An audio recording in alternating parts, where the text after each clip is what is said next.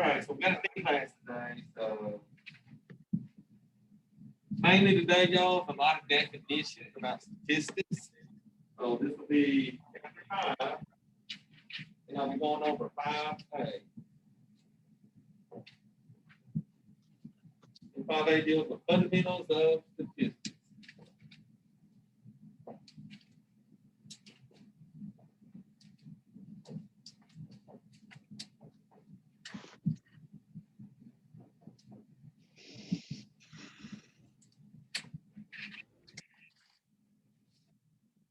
Like I said, a lot of definitions today. So we're going to start out, we got 2 definitions for statistics. So the first one looks at statistics as a discipline or an area of study. So statistics, if you look at it as a discipline, is the science of collecting,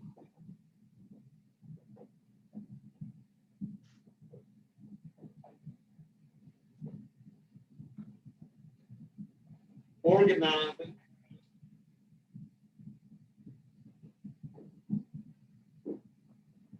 and interpreting data.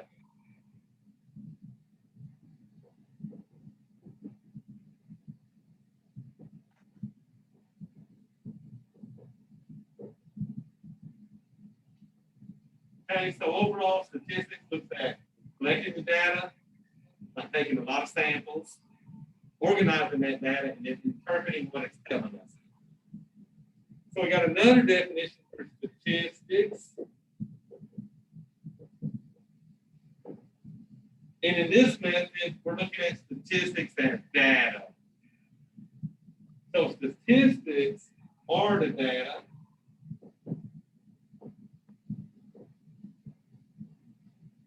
that describe or summarize something.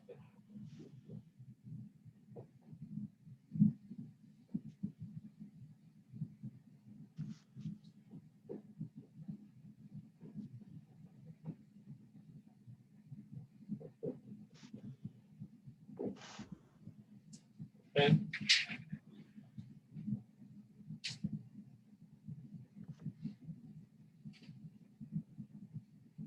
And so statistics, we look at the population of something, but a lot of times we can't sample the whole population.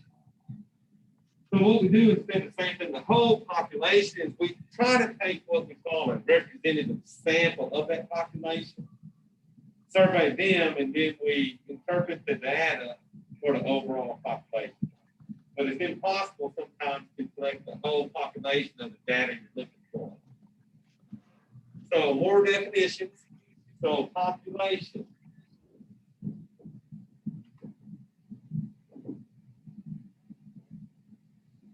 So population in a statistical study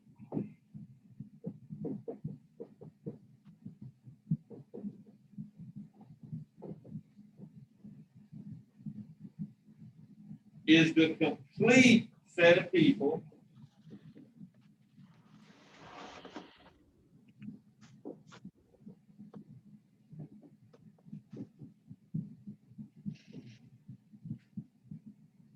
or things being studied.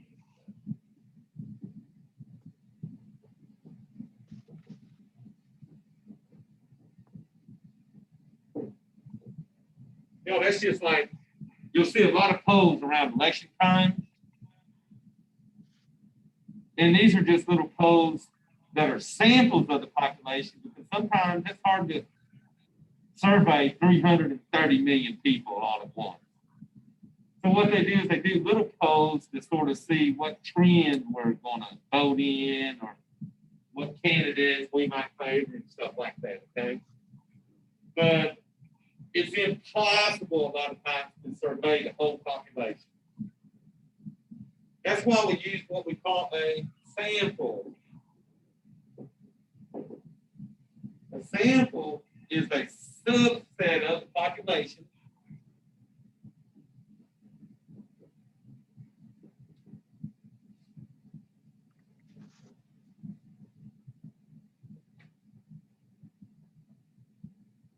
from which the raw data is actually obtained.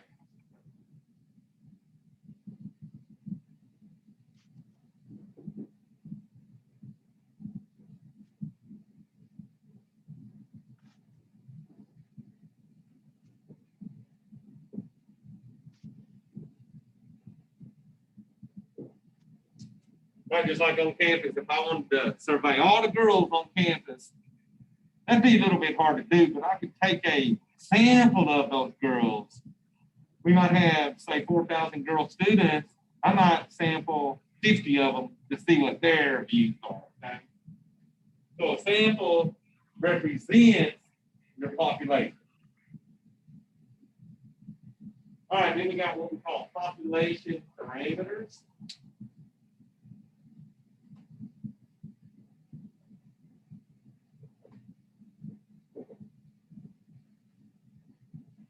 These are specific numbers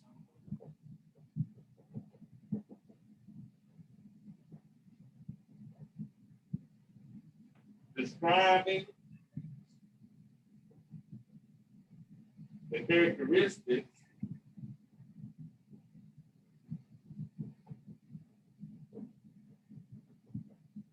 of the population.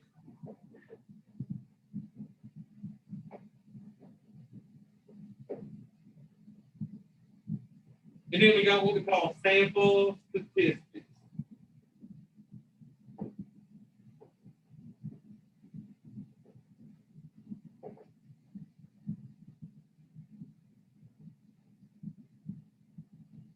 And sample statistics are numbers describing the characteristics of the sample found by consolidating or summarizing the raw data collected from the sample. So these are numbers describing the characteristics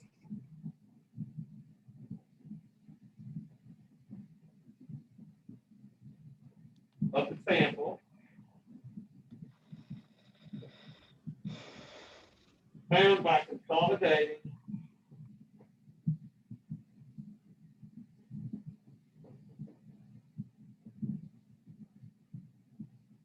or summarizing the raw data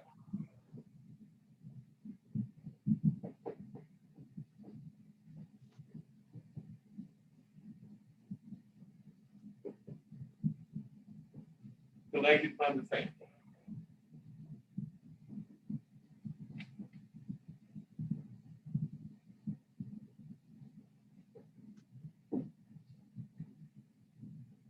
So an example of this, what if I wanted to find the average distance that stars in our galaxy were from the Earth?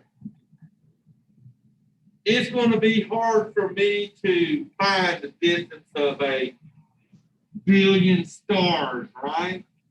So the whole population would be hard to survey because it would be all the stars. So what I would probably do is find certain stars that represent those populations and use that for my sample. Okay.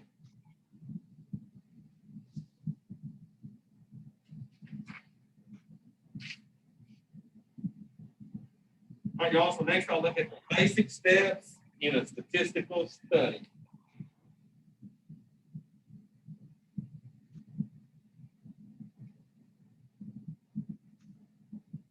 All right, so basic steps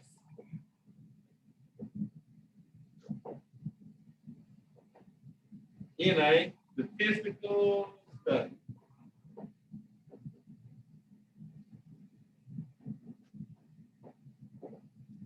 So I got 5 of these.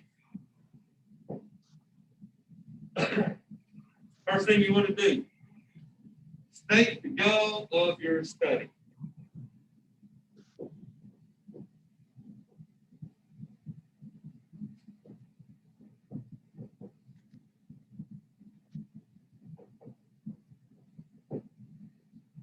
I might want to know how many people in Arkansas favor gun control. How many people in Arkansas don't favor gun control. So that'd be like the purpose of my study, right? Finding out who supports gun control. Then I will choose a representative sample from the population. Choose a representative sample from the population.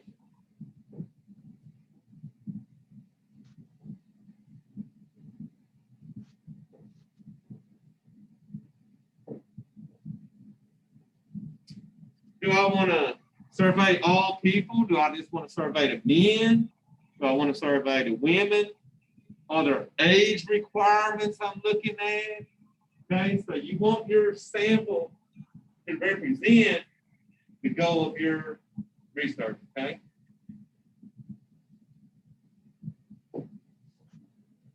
So once you figured out who you're going to survey, you're then going to collect raw data from the sample.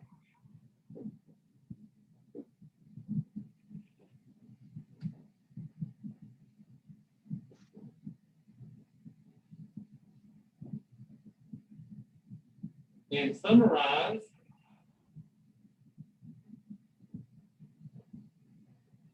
these data by finding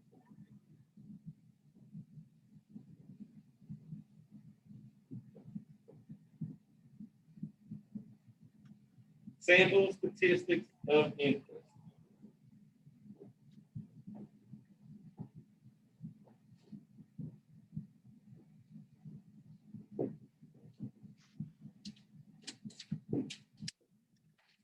Okay. So I might go through my statistics when I'm looking for my guns, who favor gun control, and I might be looking at what's the religious views of the people that are for or against. What's the ethnicity of these people? You can narrow it down once you start collecting that data and kind of get it to fit your area of interest, okay?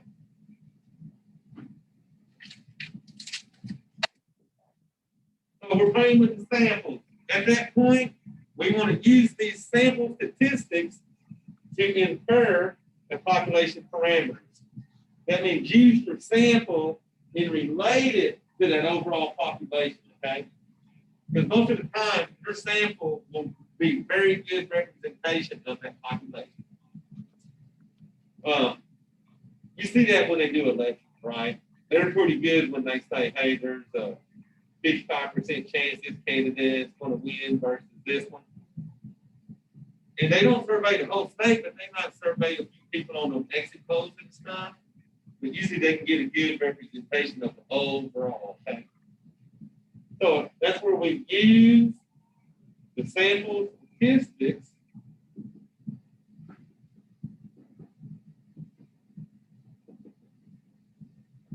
to infer the population parameters.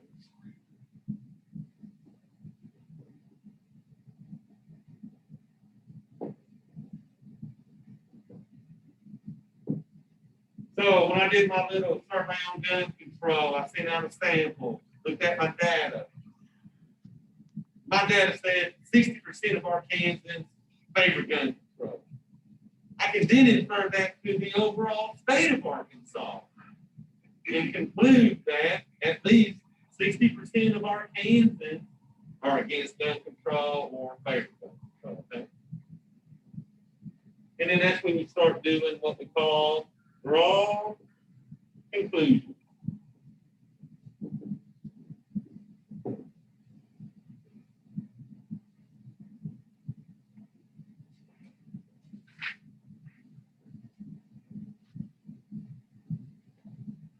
Oh, I got so many definitions. I'm going to run out of hands.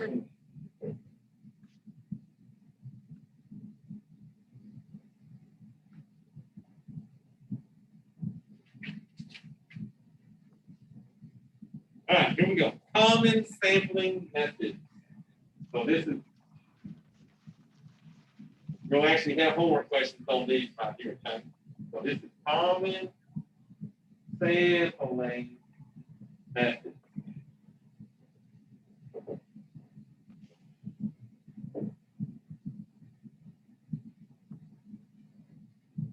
First is what we call simple random sampling.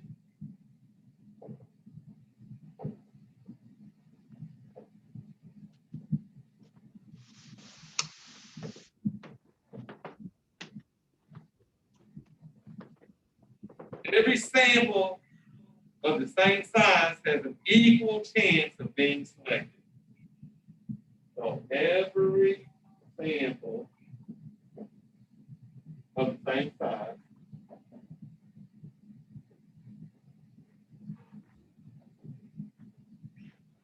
has an equal chance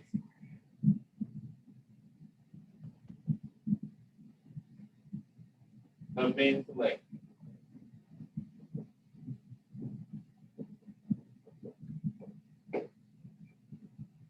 If I look at to survey some girls, I might put every girl's name in a hat and then start drawing names. Every one of them girls that I put in that hat has an equal chance of being selected by me, okay? If your names are in a phone book, I might go through a phone book and start pulling names randomly. So everybody that's in that phone book has a chance of me selecting them, okay?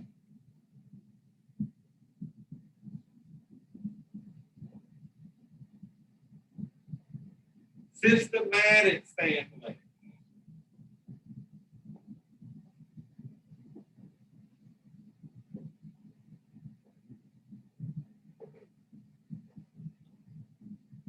This is when you use a system to choose the sample.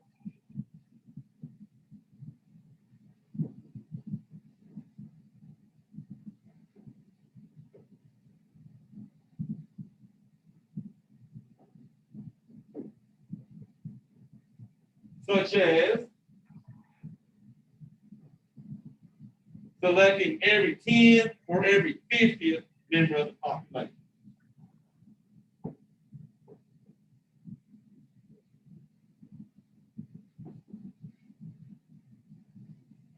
Or every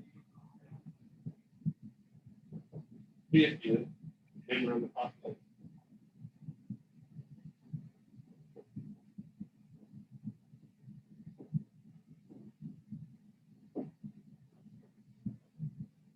So I might be waiting at Walmart and I decide to sample the 10th person that comes out, and then the next group of people, I'm going to get the 10th person. I might do the 10th person every time of my sample. So I'm using a system to sort of weed them out, okay? Y'all heard of stuff like drug tests. They might use a social security number. That's a system, right? They're sampling them by, hey, your social security ends with a 5. We're going to drug test you and I'll come get it today. That's sort of systematic too.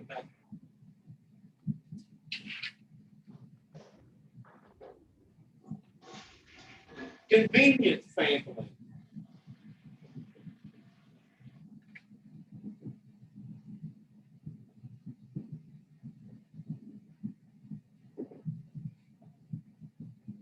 And it's pretty much what it says. Pick a sample that is convenient to select.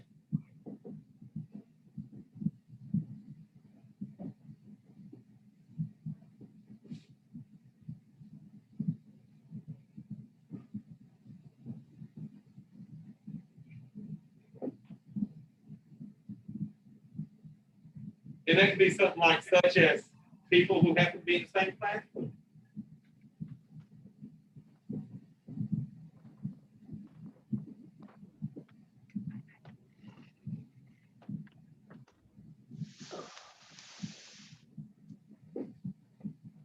Hell, y'all, I could be in the house wanting to sample people. I could just open the window, holler out, hey, anybody for gun control? Hey, everybody against gun control, raise your hands and stuff. Whatever's convenient to me on that sample, okay?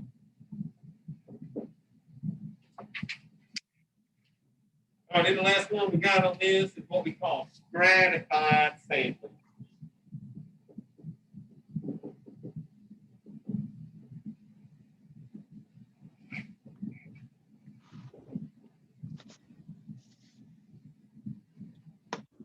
What what stratified sampling does is they take the samples and break them into groups. I might break my sample into groups of men versus women. I might break it into groups of white, black, Hispanic, Asian, or other ethnicities, okay? But I'm separating them into what we call strata, okay? So we use this method.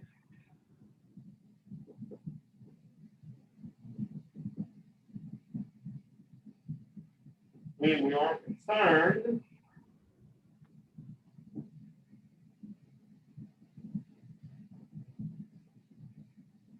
about differences among the subgroups.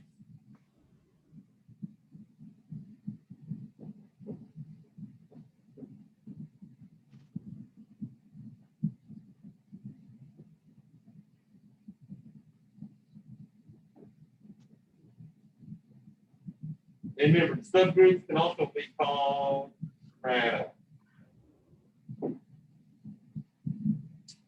Okay, so if you're looking for how are the women voting versus the men, how are the children voting versus the teenagers versus the young adults versus the middle age versus the old age, and you want to break people into different groups and see what their survey statistics are going to represent, you're using stratified, okay? So, simple random sampling, everybody has the same chance to get the kid. Systematic, I might go through and pick the 10th person, then the next 10th person, then the next 10th person. So I'm not giving everybody an equal chance, I'm just giving that 10th person, okay? Convenience is what's convenient to me or easy. If I wanted to survey people about education, I would probably start out on this campus. So that's convenient to me. And ask my classes and stuff. Okay? And then that last one, remember, stratified, and I want to break them into subgroups and see if there's any differences among them. Okay?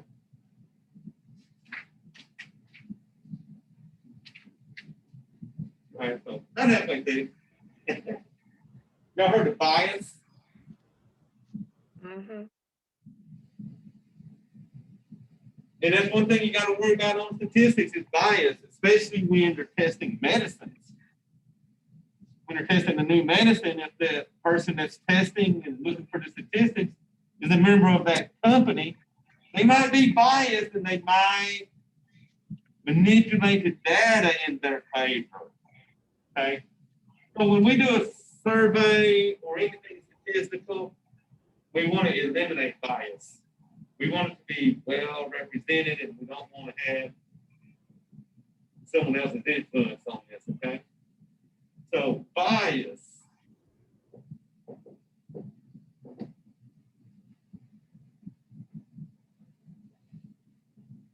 And in statistics, a statistical study suffers from bias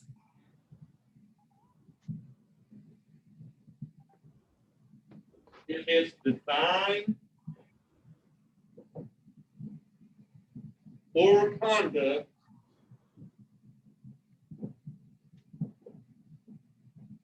tends to favor certain results.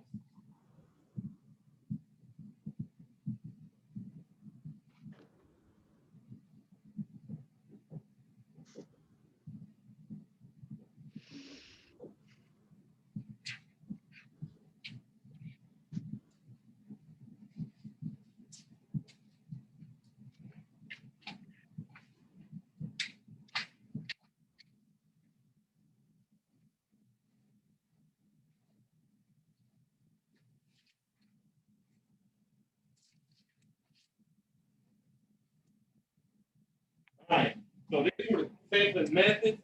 So now I'll look at types of statistical studies.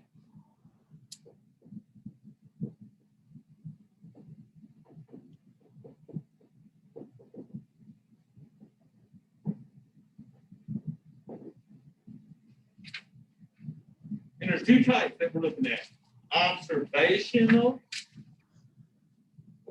So observational study.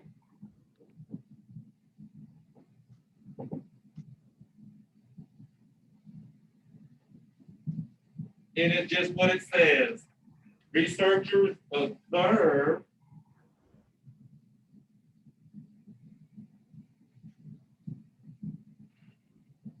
or measure characteristics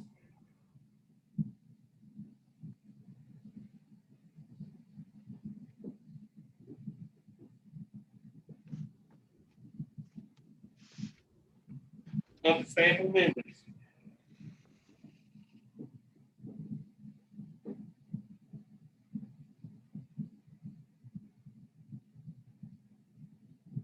But they do not attempt to influence or modify these characteristics.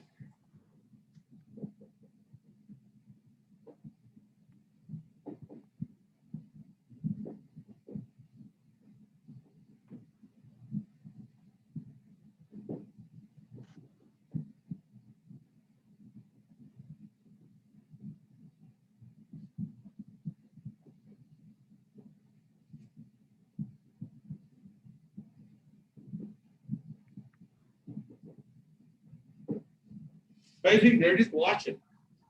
They're looking to see what's happening, but they're not going to try to change the outcome. They're just basically watching. Okay.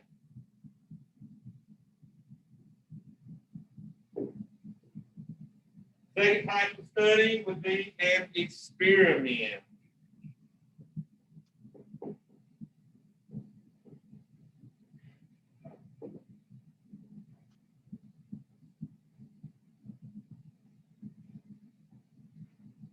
All right, so put this one on there.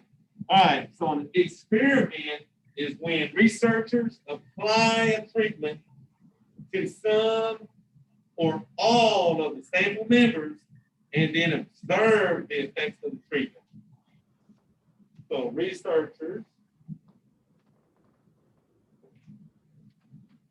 apply a treatment to some or all of the sample members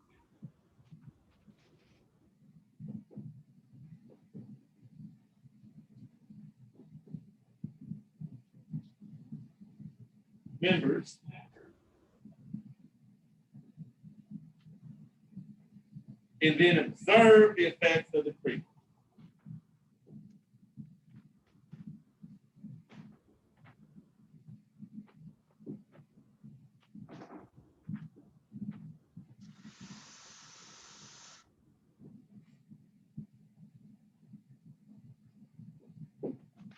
So we're going to do COVID-19 right now. They did experiments on these different vaccines, right? Now notice, when they do a vaccine research, they will manipulate some of the people by giving them the vaccine, and then they might have some of the people they give what they call a placebo. Now, a placebo is just fake medicine, like this sugar pill or something. They do that because they want to see that these people that are getting the medicine are true. Okay? Or is it really helping them? The ones that are getting the placebo shouldn't be getting the benefits that the ones that are getting the actual vaccines are. Okay? But that's an experiment because they're not watching them. They're giving them medicine. They're influencing what they want done. Okay? So that's the difference on these experiments. I'm going to do stuff different. Observing, I'm just going to watch.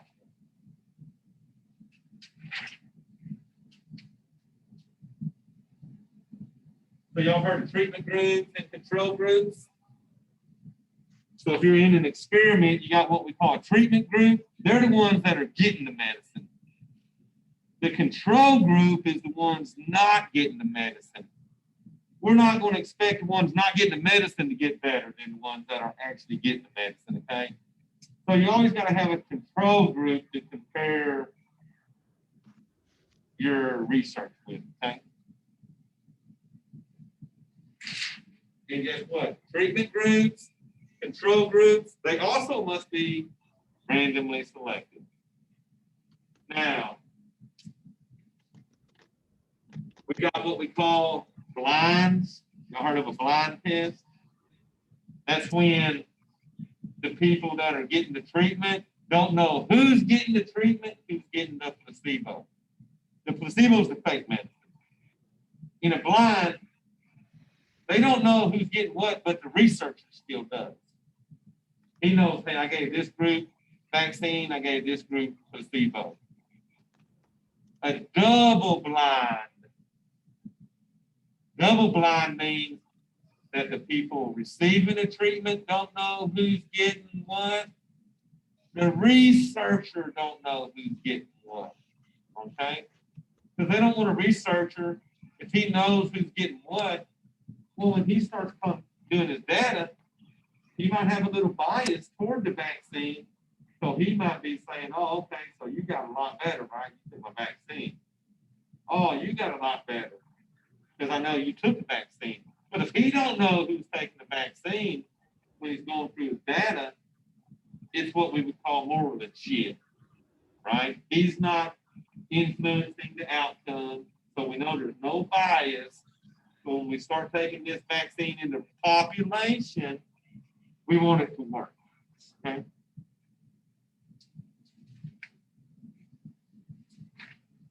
So that's mainly what blinding is. It just means, you know, who's getting the data, who knows who's getting the data. Okay?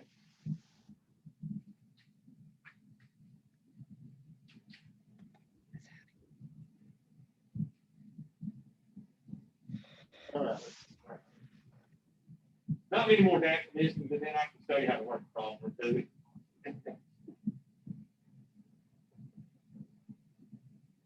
But that's mostly what this homework asks you, these long questions. Retrospective study.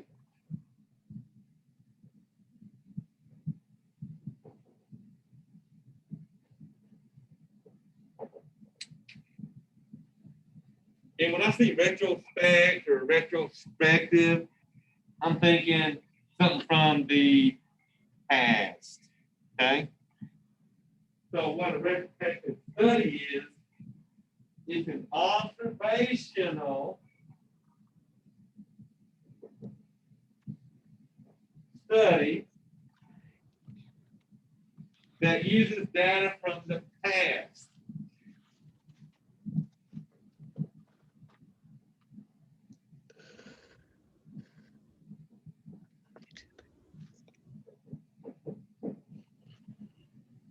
And that could be such as official records or past interviews.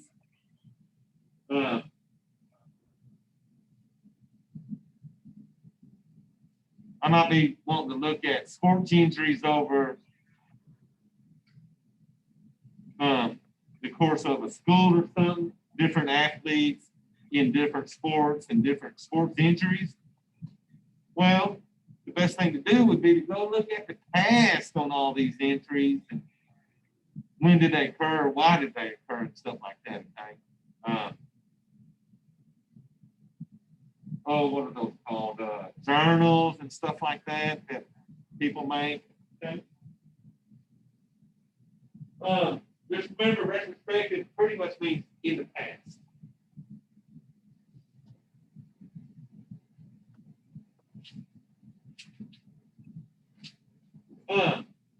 So on retrospective, I might be looking at the seatbelt saved lives.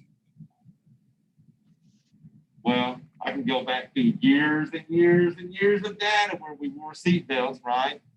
Did they have a seatbelt on in the red? Did they not have a seatbelt on during the red? And I can collect data and come to conclusions.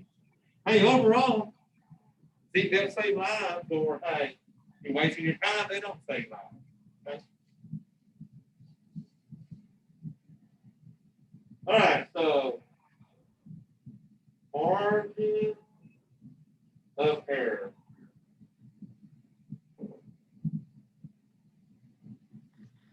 This is used to describe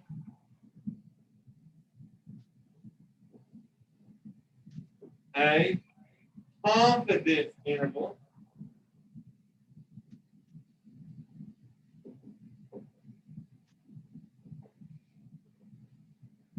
that is likely to contain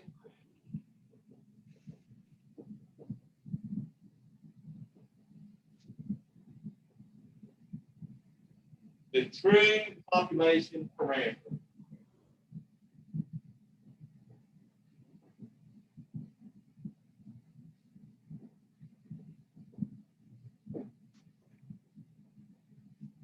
So the confidence interval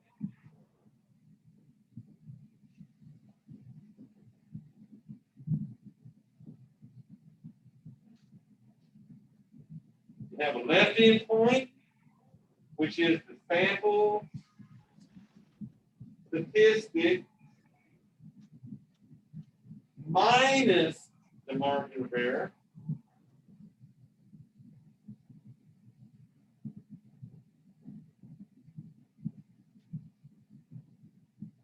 And that'll go to your sample statistic plus the margin of error.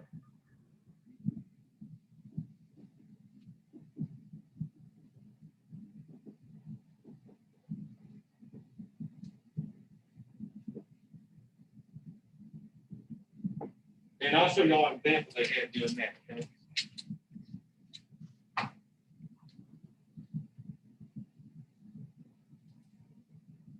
So, support, do you do support? Megan, do you do support? No. Okay, so just, Kathy. So this one question I want to do is in both. It's in the support assignment and it's in y'all's regular class assignment. And this will be an example doing the confidence intervals here.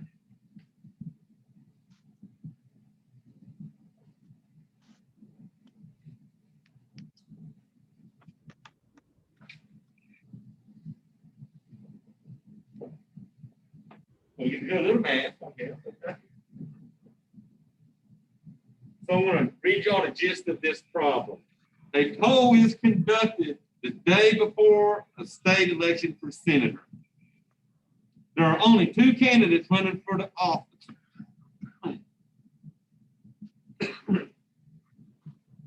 Okay, there are only 2 candidates running for the office, a Democrat and a Republican. The poll result shows that 55% of the voters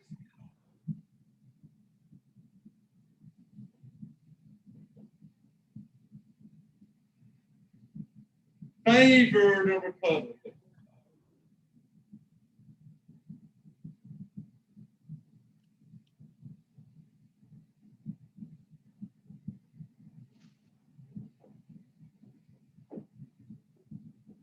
The margin of error is 2%.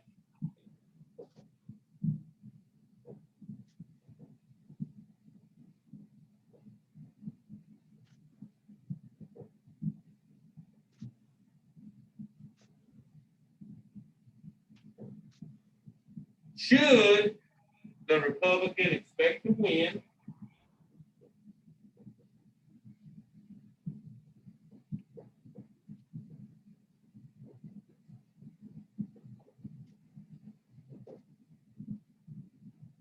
and it says why or why not.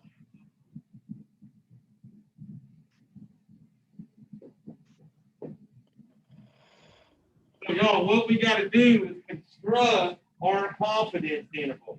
Notice it's the sample statistic minus margin of error to the sample statistic plus the margin of error. So ours is going to go from, our sample statistic is 55% minus the margin of error, which was 2%. It'll go from this number to the number of 55 plus the margin of error. So you take this statistic they're giving you and you subtract 2% from it and add 2% from it. So that we know our data will go from 55 minus 2 is what, 53? So here, 55 plus 2 is 57. That's what's happening on all those polls when y'all see stuff that says, hey, 48% of Americans are going to vote for Joe Biden versus Donald Trump with a margin of error of 2 or 3%. That's what they're looking at. They're making confidence intervals when they tell you that kind of stuff. So look, our confidence interval goes from 53% to 57% voting for the Republican, which means the Republican should win, shouldn't he?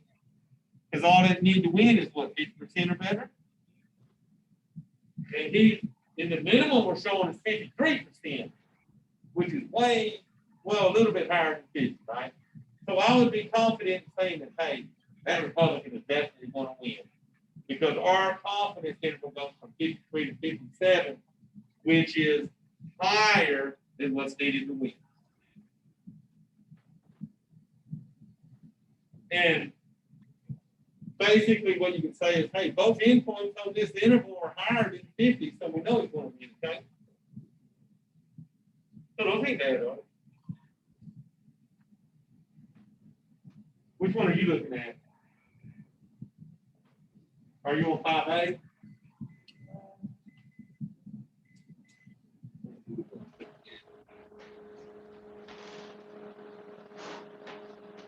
Yeah, there was only 3 and 4 here. Yeah, you just put the word over. So you just say 3% subtracted from 57 and then 7.5. Mm-hmm.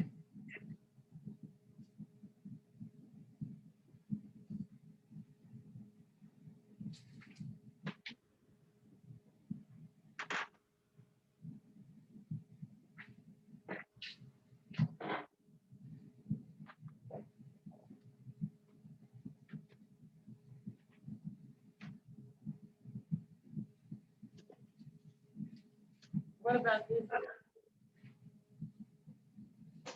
Oh, okay. Mm-hmm. So you'll say it is likely because it'd be like I had both endpoints, but confidence interval are greater than 50%. So your love will be for. If both of those are greater than 50, we know he should win. All right, tell me what kind of sampling I'm about to use on this one. So there were 4 types: random, systematic, convenience, stratified. A famous magazine chooses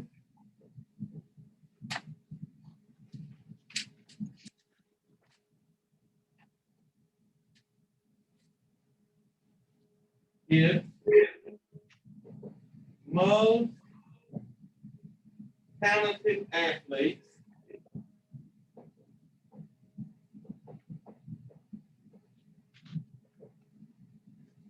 by compiling responses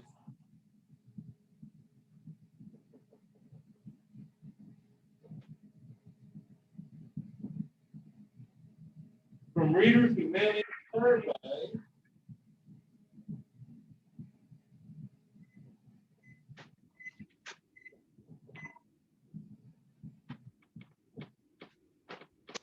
printed in the magazine.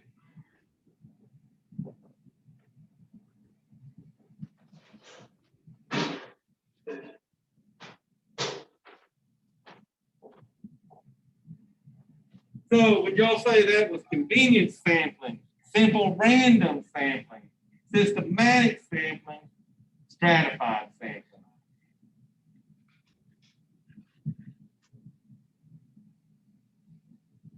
Well, let me tell you this. It's not simple random sampling because everybody don't have a chance of being picked. The only people who have a chance of being picked are the ones who's even using that magazine, okay? It's not systematic because they're not picking every 10th survey or every 5th survey they get. It's not stratified because they're not talking about breaking it down into subgroups and looking. So the only one that could be was convenience, right? They stuck a survey in a magazine conveniently and waited on people to mail in the results back. So that was convenient for them, right? So that's the sort of stuff you'll see on these.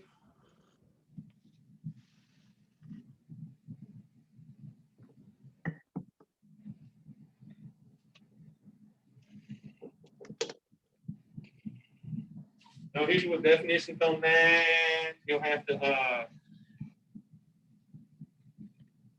let me see what y'all say about this. To measure her blood sugar level, Samantha divides her day into 3 parts, morning, afternoon, and evening. She then measures her blood sugar level at 3 randomly selected times during each part of the day. So in the morning, she does it 3 times. Afternoon, she does it 3 times. Evening, she does it 3 times. But did she not break it into subgroups? By splitting them times up, she's doing subgroups. And what word did I use for subgroup a while ago?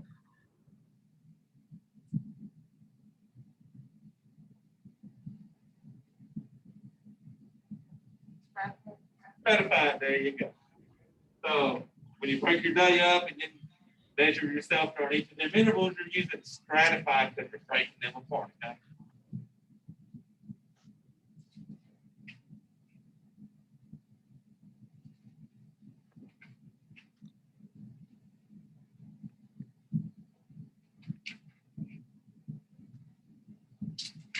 So the only math you're doing is on them confidence intervals.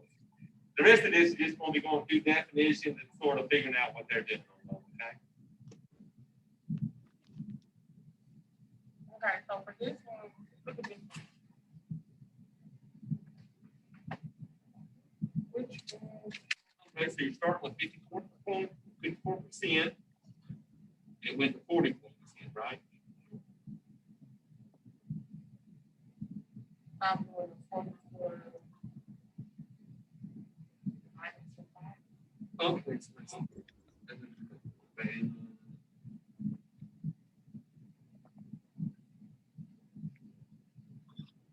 so they're saying, do you claim a majority? So look at the 44%. We will subtract, what was the error again? 5. So that'll make that a 39. And then you add 5 and make it a 49. So it's going from 39 to 49. So can we say, and these are the ones who favor legalized abortion. So now can we say that a majority are not in favor of legalized abortion? Well, remember mine went from what? 49 to 59 on that interval. So you want me to write that on here? Can I write this on the board?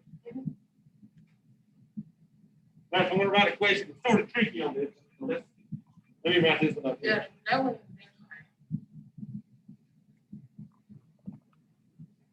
And I'm just going to write the gist of this one, but it's another one of those using the confidence intervals. So a national survey of 1,501 respondents. So I had 1,501 respondents. And they reached them on landlines and cell phones, found that percentage of adults who favor legalized abortion has dropped from 54 to 44%. So drop from 54% to 44%. With a margin of error, so margin of error was plus or minus 5%. Would we claim, so would you claim that a majority of people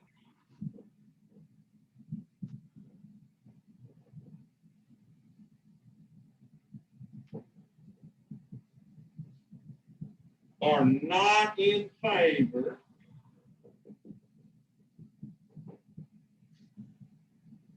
of legalized abortion?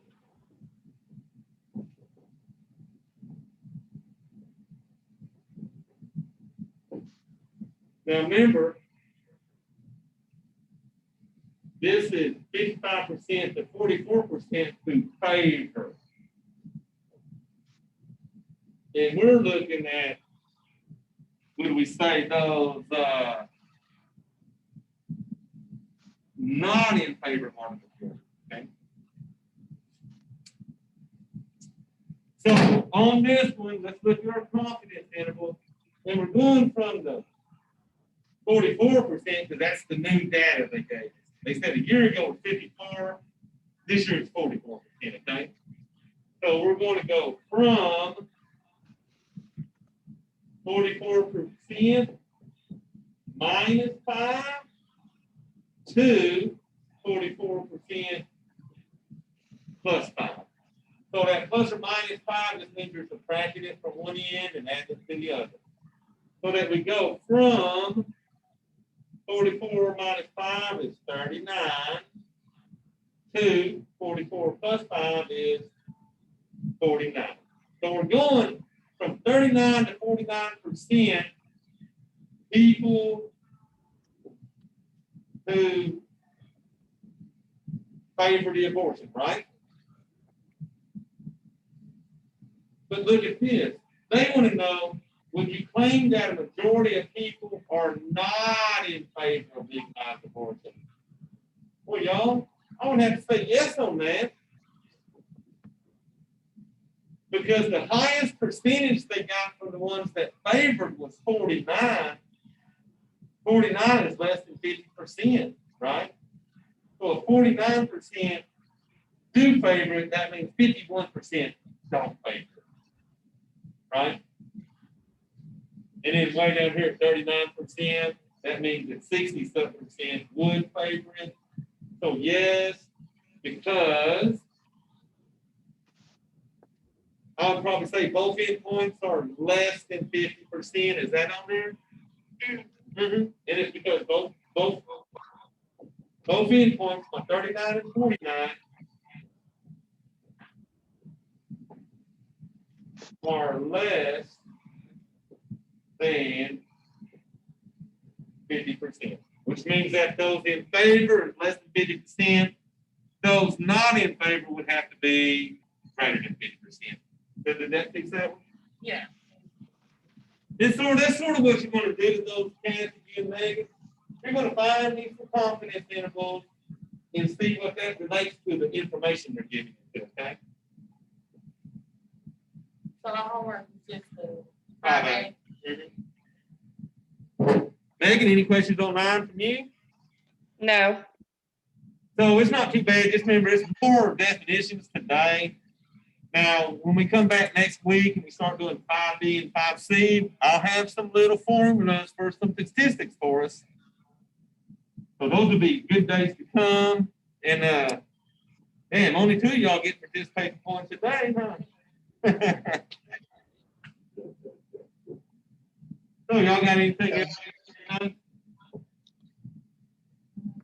No, I'm good. You good?